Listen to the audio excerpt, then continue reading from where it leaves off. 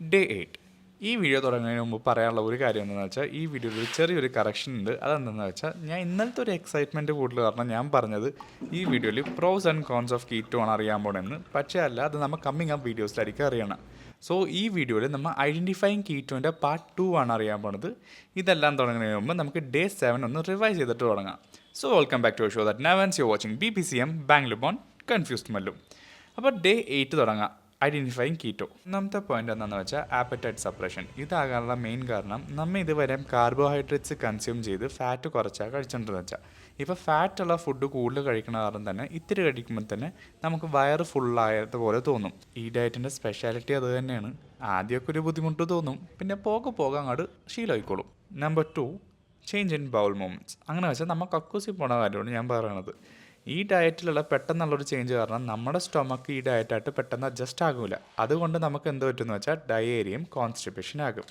അപ്പോൾ അങ്ങനെ ആകുമ്പോൾ ഒന്നില്ലെങ്കിൽ മുറുകിയിട്ട് സാധനം താഴത്തോട്ട് വരില്ല, അല്ലെങ്കിൽ ഒരു പോക്ക് പുഷ്കു എന്ന് പറഞ്ഞ് ഒറ്റ പോക്കിങ്ങാട് പോരും. ഓക്കെ, ഇത് നമുക്ക് കുറയാൻ വേണ്ടി നമുക്ക് നല്ലോണം വെള്ളം കുടിക്കുക, അല്ലെങ്കിൽ പ്രോബയോട്ടിക് കഴിക്കുക. അതുകൊണ്ട് ഇത്തിരി കുറഞ്ഞു കിട്ടും.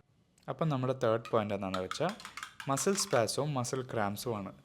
ഇത് രണ്ടും ഏകദേശം ഒന്ന് തന്നെയാണ്. ഇത് ആകാനുള്ള കാരണം എന്താണെന്ന് വെച്ചാൽ നമ്മൾ ഈ ഡയറ്റിലായിരിക്കുമ്പോൾ നമ്മുടെ യൂറിൻ ഔട്ട്പുട്ട് കൂടുതലായിരിക്കും. അതിൽ കൂടി നമ്മൾ ഇലക്ട്രോലൈറ്റ്സും മിനറൽസും യൂറിനിൽ കൂടി തന്നെ അങ്ങോട്ട് പോയി തീരും. അങ്ങനെയുള്ളപ്പോൾ നമുക്ക് മസിൽ ക്രാംസ് ആകും.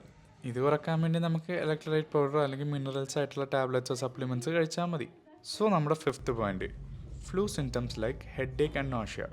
ഇതെന്താണെന്ന് വെച്ചാൽ നമുക്ക് ഗ്യാസ്ട്രിക് കാരണം തലവേദന ഉണ്ടാകും. പിന്നുള്ളത് നോഷ്യ എന്ന് വെച്ചാൽ കൊക്കാമനൽ, അതായത് വോമിറ്റിംഗ് സെൻസേഷൻ ഉണ്ടാകുന്നതാണ്. എനിക്ക് പേഴ്സണലി ഹെഡ് ഏക്ക് ആയിരുന്നു കൂടുതൽ. വോമിറ്റിംഗ് സെൻസേഷൻ ഇതുവരെ ബൈ ലക്ക് ഉണ്ടായിട്ടില്ല. നിങ്ങൾ ഈ കാണുന്ന ഡബ്ബ കണ്ട, ഇതിലാണ് എൻ്റെ കീറ്റോ യൂറിൻ അനാലിസിസിൻ്റെ സ്ട്രിപ്പ് വന്നത്. തന്നപ്പോൾ എനിക്ക് 50 സ്ട്രിപ്പ് തന്നു. എന്തായാലും നമ്മൾ 30 ദിവസം കീറ്റോ ചെയ്യണമില്ല. അപ്പോൾ ബാക്കിയുള്ള ദിവസങ്ങളിൽ ഈച്ച് ഡേ ഞാൻ കീറ്റോസിസിലാണെന്ന് ഞാൻ ടെസ്റ്റ് ചെയ്ത് നിങ്ങളെ ബുദ്ധിമുട്ടിക്കാമെന്ന് ഓർത്തതാണ്. അപ്പോൾ ആ ബുദ്ധിമുട്ട് സഹിച്ചെന്നെ സപ്പോർട്ട് ചെയ്യാൻ മറക്കണ്ട. അപ്പം നമ്മുടെ ചാനൽ സബ്സ്ക്രൈബ് ചെയ്ത് തന്നെ സർപ്രൈസ് ചെയ്യാനും എടുത്തു പറയേണ്ട കാര്യമില്ലെന്ന് തോന്നുന്നു. As I always say, stay tuned and see you soon. By.